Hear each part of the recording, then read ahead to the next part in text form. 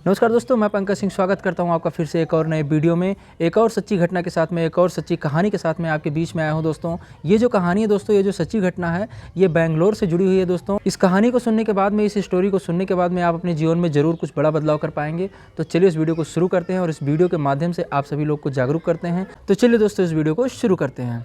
तो दोस्तों ये घटना है बैंगलोर की। बैंगलोर में एक खुशहाल परिवार रहा करता था और उस परिवार में माँ बाप और बेटे रहा करते थे। बेटा जो है वो सॉफ्टवेयर इंजीनियर की तैयारी कर रहा था। वो एक बहुत बड़ी इन्फोसिस कंपनी में मैनेजर के पोस्ट में नियुक्त होता है और वहाँ पे वो काम अपना शुरू करता है। उस लड़के का नाम जो होता है दोस्तों वो सतीश होता है।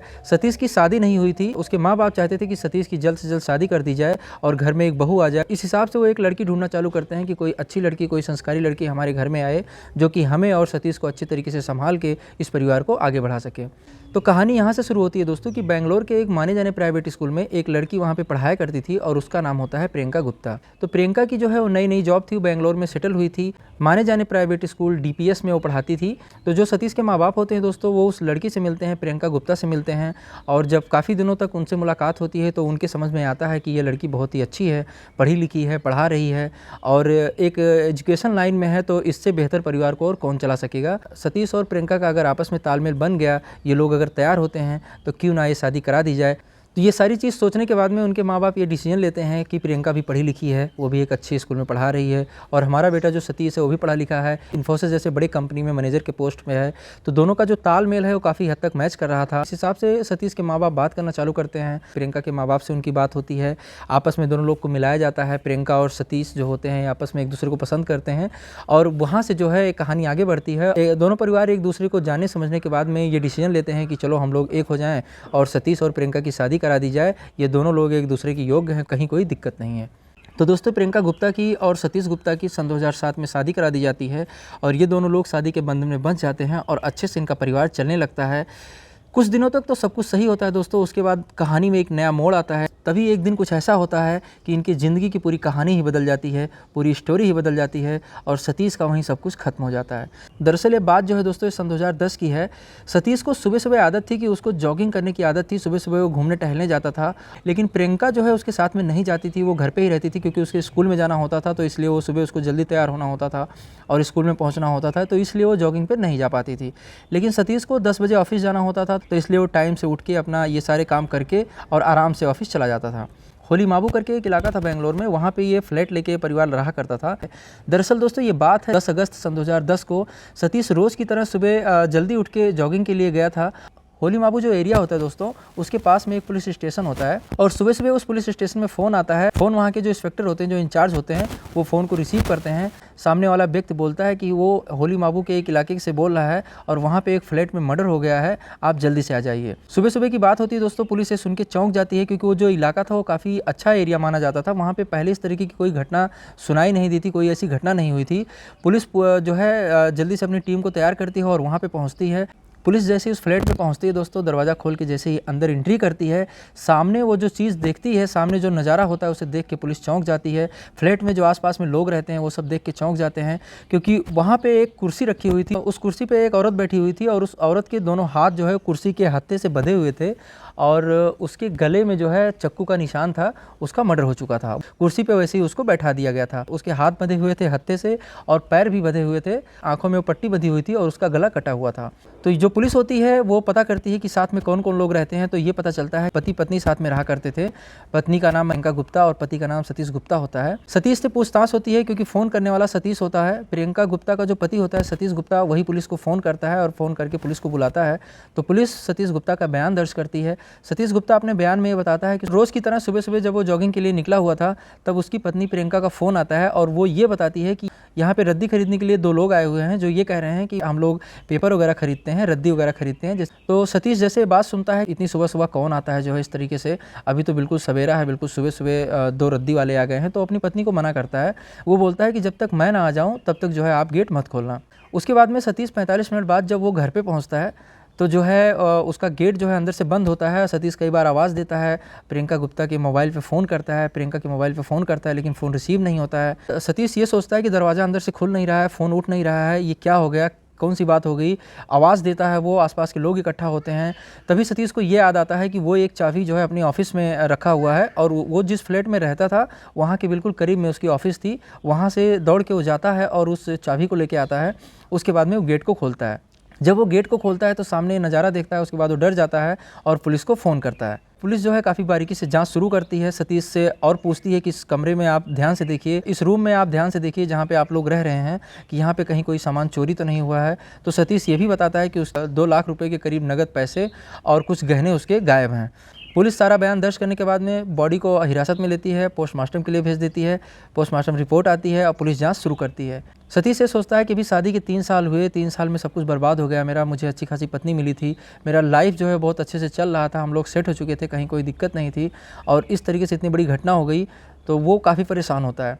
पुलिस सतीश को दिलासा दिलाती है कि आप बिल्कुल आराम से रहिए और पुलिस जो है अपना जाँच सही दिशा में करेगी, सही से करेगी, आपको परेशान होने की ज़रूरत नहीं है।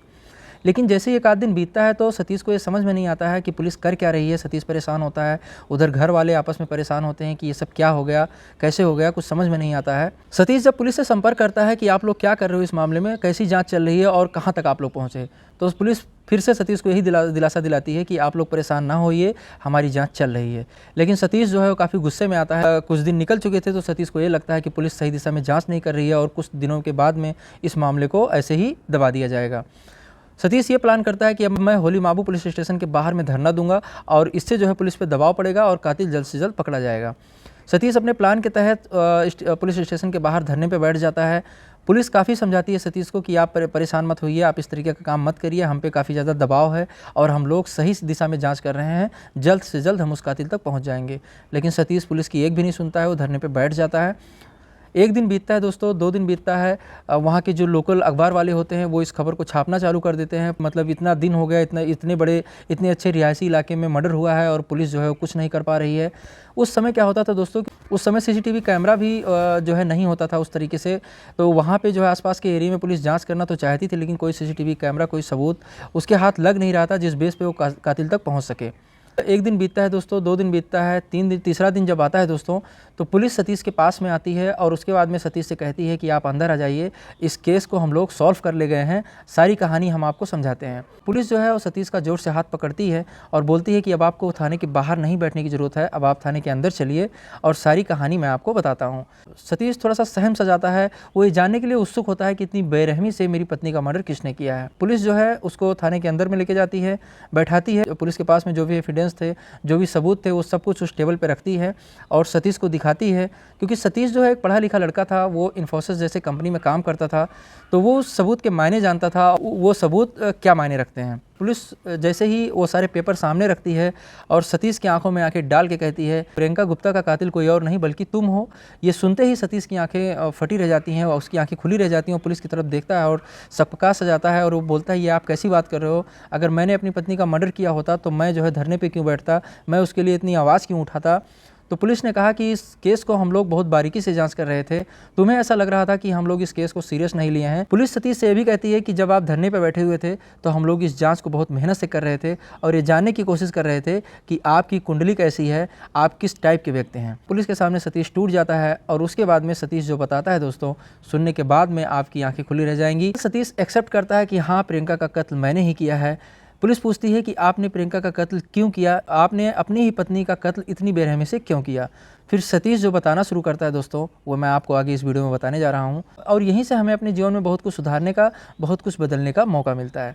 सच्चाई क्या है दोस्तों, ये तो जो है प्रियंका गुप्ता है नहीं कि वो बताए अपनी कहानी, तो प्रियंका गुप्ता बता नहीं सकती, इसलिए जो सतीश ने बताया वो मैं आपको सुनाने जा रहा हूँ। सतीश के बताने के अनुसार कि शादी के बाद कुछ दिनों तक सब कुछ सही चलता है, लेकिन शादी के कुछ दिनों के बाद में प्रियंका के अंदर बदलाव आने लगता है। प्रियंका का जो फर्स्ट स्टेप होता है, जो पहली कहानी वहाँ से शुरू होती है, वो ये होता है कि सतीश अपने गले में एक लॉकेट पहनता था जिसमें उसके माँ बाप का फोटो था। जब प्रियंका की नज़र उस लॉकेट पर पड़ती है तो लॉकेट को जब वो खोलती है और सतीश के माँ बाप का फोटो देखती है तो वो कहती है कि आज के बाद आप ये लॉकेट नहीं पहनोगे और जो है इस लॉकेट को आप निकाल दो और लॉकेट के अंदर सिर्फ मेरा फोटो रहेगा, मेरा फोटो इस लॉकेट के अंदर लगा के आप पहनोगे, अपने माँ बाप की फोटो वाली लॉकेट आप नहीं पहनोगे। ये चीज़ सतीश को थोड़ी सी बुरी लगती है, लेकिन वो इग्नोर करता है कि चलो कोई बात नहीं है, वाइफ है तो जो है उसको भी प्यार का अधिकार है, इस चीज़ को वो समझता है और उसके बाद में उस लॉकेट को जो है वो चेंज करता है।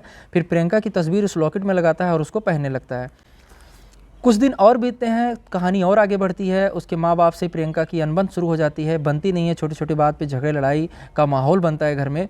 उसके बाद में जो है प्रियंका बोलती है कि मुझे आपके माँ बाप के साथ नहीं रहना है, अगर आपको मुझे अपने पास रखना है तो आप मुझे अलग लेके रहो, नहीं तो मैं आपके साथ नहीं रहूँगी। सतीश को ये बिल्कुल भी पसंद नहीं था कि वो अपने माँ बाप को छोड़ के अलग रहे। वो अपने माँ बाप को ये सारी कहानी बताता है क्योंकि बहुत ज़्यादा परेशान हो जाता है इस चीज़ को सुनने के बाद में।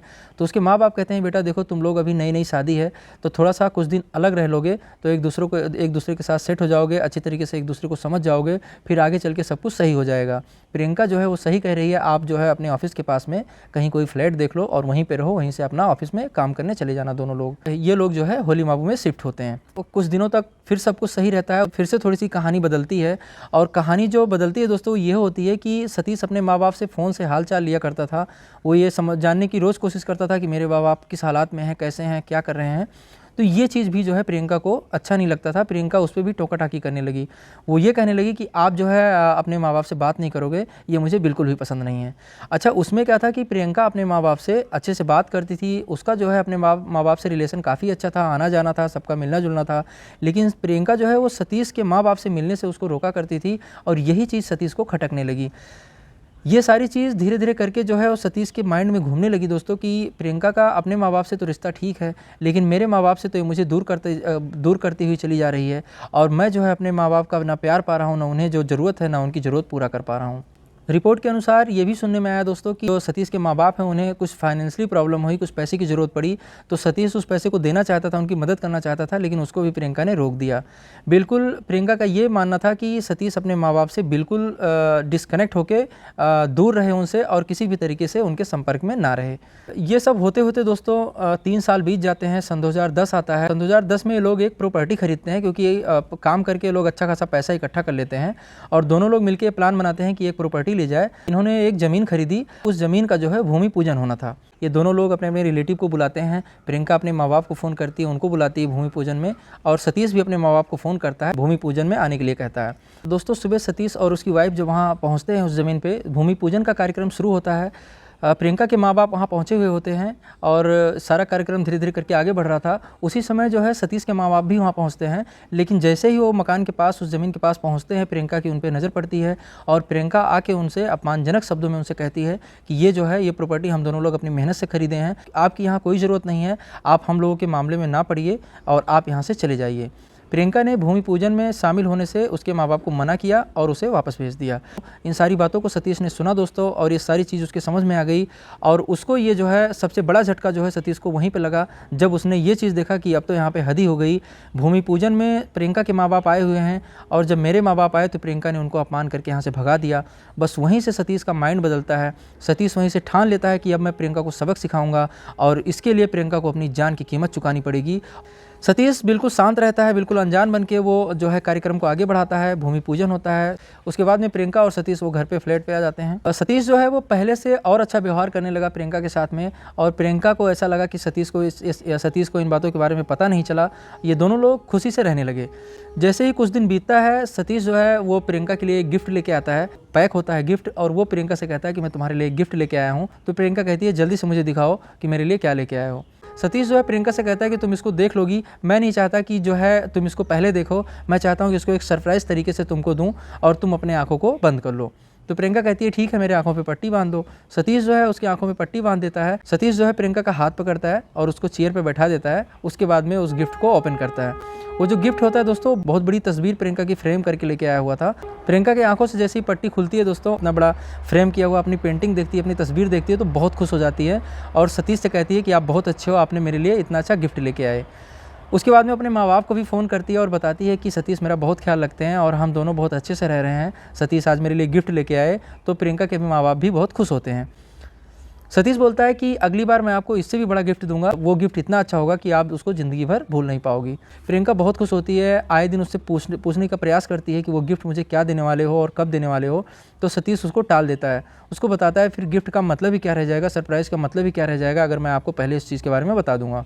उसके बाद में सतीश पुलिस को बताता है दोस्तों कि 10 अगस्त आता है और 10 अगस्त को वो प्रियंका को सुबह सुबह उठ के प्रियंका को जगाता है। उस दिन सतीश रोज़ की तरह सुबह जल्दी उठता है और प्रियंका के पास जाता है और उससे बोलता है कि आज मैं वो सरप्राइज़ लेके आया हूँ, तो वो सरप्राइज़ मैं तुम्हें देने वाला हूँ।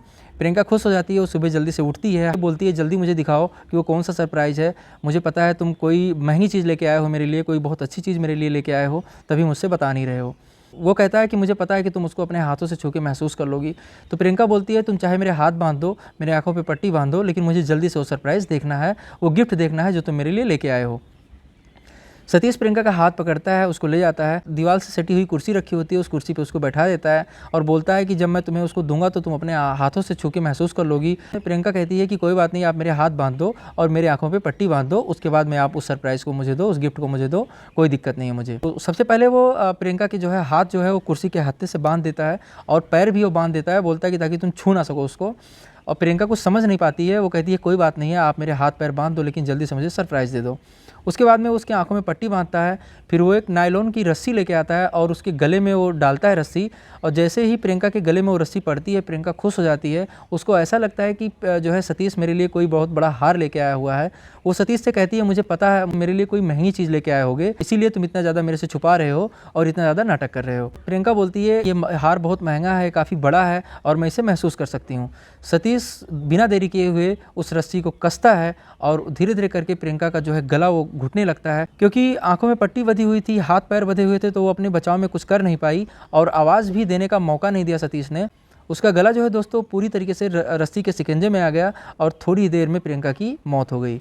सतीश काफ़ी डरा हुआ था दोस्तों, प्रियंका को मार तो दिया था, रस्सी से उसका गला घोंट तो दिया था, लेकिन वो ये कन्फर्म नहीं हो पा रहा था कि ये मरी है या जिंदा है या बेहोश है। वो बिल्कुल कन्फर्म नहीं हो पा रहा था, बिल्कुल कन्फ्यूज़ था वो। इसीलिए उसने जो है चक्कू भी लेके आया था पहले से, इसीलिए सतीश उसका गला काट देता है। वो चक्कू पहले से लाके प्लान के तहत लाके रखा हुआ था घर में और उसका गला काट देता है, जिससे ये कन्फर्म हो सका सतीश को कि हाँ अब इसकी मौत हो गई। उसके बाद में दोस्तों प्रियंका का फ़ोन लेता है और अपने फ़ोन पे कॉल करता है और 30-35 सेकंड वो फ़ोन चलता है। उसके बाद में वो फ़ोन कट करके प्रियंका के पास छोड़ करके जॉगिंग के लिए निकल गया। तो ये कहानी दोस्तों सतीश बताता है, लेकिन मैं आपको बताता हूँ कि पुलिस जो है किस आधार पर सतीश तक पहुँची, पुलिस को कैसे शक हुआ कि इस मामले में सतीश इन्वॉल्व हो सकता है। दरअसल दोस्तों सतीश ने अपने बयान में ये बताया था कि सुबह सुबह प्रियंका ने फ़ोन किया था सतीश के पास और उसने ये बताया कि 2 रद्दी वाले आए हुए हैं जो रद्दी पेपर खरीदते हैं, कबाड़ वगैरह खरीदते हैं। वो बार बार ये कह रहे हैं कि मेरी बोहनी हो जाए, आप गेट खोल दो और जो भी रद्दी है आप मुझे बेच दो। तो पुलिस ने जब जांच चालू किया तो पुलिस को ये पता चला कि सतीश जो सेकंड फ्लोर पे रहता था। रद्दी वाले जो होते हैं वो पहले आते तो नीचे, वो जो है सबसे पहले नीचे फ्लोर पे जो लोग रहते थे उनके पास जाते, लेकिन वो रद्दी वाले सीधा सतीश के ही रूम में पहुंचते हैं। जो आसपास में जो और रूम बने होते हैं, जो और फ्लैट होते हैं, वो रद्दी वाले किसी के पास नहीं पहुँचते हैं। तो पहला शक जो है पहला शक पुलिस का ये होता है कि रद्दी वाले आते तो हैं लेकिन सिर्फ सतीश के रूम में जाते हैं और उसके बाद वो कहीं और नहीं जाते हैं, सीधा वापस हो जाते हैं। दूसरी चीज़, जब पुलिस ने जब फ़ोन का रिकॉर्ड निकाला दोस्तों तो उसमें ये पता चला कि प्रियंका ने जब फ़ोन किया था और सतीश ने जब फ़ोन रिसीव किया था तो दोनों का लोकेशन सेम था। ये दूसरी चीज़ हो गई। तीसरी चीज़ ये थी दोस्तों कि सतीश जो जॉगिंग के लिए जाया करता था वो बिल्कुल उसके फ्लैट के बिल्कुल पास में था, मुश्किल से 5 मिनट का रास्ता था। जब प्रियंका ने सतीश को फ़ोन किया और सतीश ने ये कहा कि आप गेट मत खोलना, उन रद्दी वाले जो आए हुए हैं उनको वैसे ही खड़े रहने दो, आप गेट मत खोलना, मैं वहाँ पर आ रहा हूँ तब जाके आप गेट खोलना, तो सतीश को जो 5 मिनट का रास्ता है वो 45 मिनट कैसे लग गया। उसके बाद जो सतीश ने एक और चीज़ बताई थी दोस्तों कि वो ऑफिस में जाके चाबी लेके आया था। पुलिस ने जब उसके ऑफिस में जाके पता किया तो ये पता चला कि दरअसल इस ऑफिस में जो लोग आते हैं उनको एक कार्ड मिला होता है जो उन्हें कई बार पंच करना होता है अपने ऑफिस तक पहुंचने के लिए। तो सुबह सुबह कोई भी व्यक्ति जॉगिंग के लिए जाएगा, वो थोड़े बहुत पैसे तो लेके जा सकता है, अपना फ़ोन तो लेके जा सकता है, लेकिन कोई गले में टांगने वाला कार्ड लेके नहीं जाएगा, क्योंकि उसकी वहाँ पे कोई ज़रूरत ही नहीं है। जब सतीश के बारे में पुलिस पूछती है तो गार्ड ये बताता है कि वो आया तो था यहाँ पे, लेकिन वो ऑफिस के अंदर नहीं गया, यहीं से वो बाहर से घूमते हुए वो वापस चला गया। तो सतीश ने जो है दोस्तों चाबी वाली भी बात झूठ बोली थी। वो महज 1-2 दिन पहले ही चाबी वो ऑफिस में रख के आया था, क्योंकि वो इसी तरीके से उसको इस घटना को अंजाम देना था, इसलिए वो सारे प्लान को तैयार किया था। सतीश ने बयान में एक और चीज़ बताया था दोस्तों कि उसके 2 लाख रुपए और कुछ गहने गायब हैं। लेकिन पुलिस जब बॉडी को हिरासत में लेती है तो वो जो है जब पोस्टमार्टम के लिए ले जाती है तो प्रियंका के गले में जो है वो चैन वगैरह और उसके नाक और कान में सोने का जो आइटम होता है जो महिलाएं पहनती हैं वो उसके कान में और उसके नाक में, उसके गले में मौजूद था। पुलिस को ये शक होता है कि कोई भी चोर अगर आया घर के अंदर, वो गहने और पैसे लेके गया तो फिर इसके बॉडी पे ये सारे गहने छोड़ क्यों दिया, ये भी उसको ले जाना चाहिए था। छोटे छोटे एंगल से बहुत बारीकी से पुलिस ने जांच किया दोस्तों, ये सारे सबूत इकट्ठा करके फिर जाके उसने सतीश को हिरासत में लिया और उससे एक गुनाह कबूल करवाया। 28 जुलाई 2017 में सतीश को उम्र कैद की सज़ा होती है। तो जिस तरीके से आप देखते हैं कि जेल में कैदियों को कुछ ना कुछ काम मिलता है करने के लिए, उस तरीके से सतीश को भी काम मिला। सतीश को जेल में जो काम मिलता है दोस्तों, वो कैदियों के पढ़ाई लिखाई में मदद करने का काम मिलता है, जो कि सतीश इतनी मेहनत से करता है, इतनी लगन से करता है, क्योंकि वो काफ़ी पढ़ा लिखा आदमी था कि उसके पढ़ाने से कई जो कैदी थे वो डिग्रियाँ भी लिए, काफ़ी अच्छे से वो उनको पढ़ाई में मदद करता था। जेल में जो उसका रहन सहन, जो उसका व्यवहार था दोस्तों, काफ़ी अच्छा था और वो अपना काम बहुत मेहनत से कर रहा था। इसी को बेस बना के दोस्तों उसने हाई कोर्ट में भी अपील किया कि उसकी सज़ा को कुछ कम कर दिया जाए, क्योंकि वो अपना काम बहुत अच्छे से कर रहा है और आगे जीवन में वो कोई इस तरीके का काम नहीं करेगा। लेकिन हाई कोर्ट ने उसकी इस अर्जी को खारिज कर दिया। उसने कहा आपने जो गुनाह किया है इसकी सज़ा कम नहीं हो सकती है, लेकिन जो 25,000 का आप पे जुर्माना लगा हुआ है, क्योंकि आप काम बहुत अच्छे तरीके से कर रहे हो, कैदियों को पढ़ाई में मदद कर रहे हो और कई लोग जो है उससे डिग्रियाँ भी लिए, तो इसलिए आपका जो जुर्माना है 25,000 का, वो कोर्ट हटा देती है, उसको खत्म कर देती है। हाई कोर्ट ने जुर्माना तो खत्म कर दिया दोस्तों, लेकिन उसके सज़ा को बरकरार रखा। आज भी सतीश जेल में है दोस्तों, और जो जुर्म उसने किया है उस जुर्म की वो सज़ा काट रहा है। तो आज की जो ये कहानी मैं आपको सुनाया हूँ दोस्तों, इसे सुनाने का मेरा उद्देश्य किसी को दुख तकलीफ पहुँचाने का नहीं है, किसी को परेशान करने का नहीं है, बल्कि इससे मैं उन लोगों को जागरूक करना चाह रहा हूँ, क्योंकि आए दिन परिवार में कुछ इस तरीके की बातें हो जाती हैं, कुछ अनबन इस तरीके की हो जाती है। तो पति पत्नी मिलकर अगर चाहें तो इस रिश्ते को और सुधार सकते हैं, अगर वो चाहें तो अपने रिश्ते को बहुत मजबूत बना सकते हैं। ये जो छोटी छोटी गलतियाँ होती हैं, जो छोटी छोटी बातें होती हैं, बाद में चल के बहुत बड़ा रोल प्ले करती हैं, कि हमें अपने जीवन में सुधार करके उन छोटी छोटी गलतियों को नोटिस करके एक दूसरे को सपोर्ट करना चाहिए और बहुत मजबूती के साथ में उस रिश्ते के बंधन को निभाना चाहिए। हमारा जीवन सुख शांति खुशहाली से निकले। उम्मीद करता हूं दोस्तों कि वीडियो आपको पसंद आई होगी। वीडियो पसंद आई होगी तो वीडियो को आप लाइक कर दीजिएगा। चैनल पे आप सब नए सब्सक्राइब कर लीजिएगा। मैं इसी तरीके की सच्ची घटना, सच्ची कहानी के साथ मैं आपके बीच में आता रहूँगा। चलिए मिलते हैं नेक्स्ट वीडियो में। जय हिंद, जय भारत।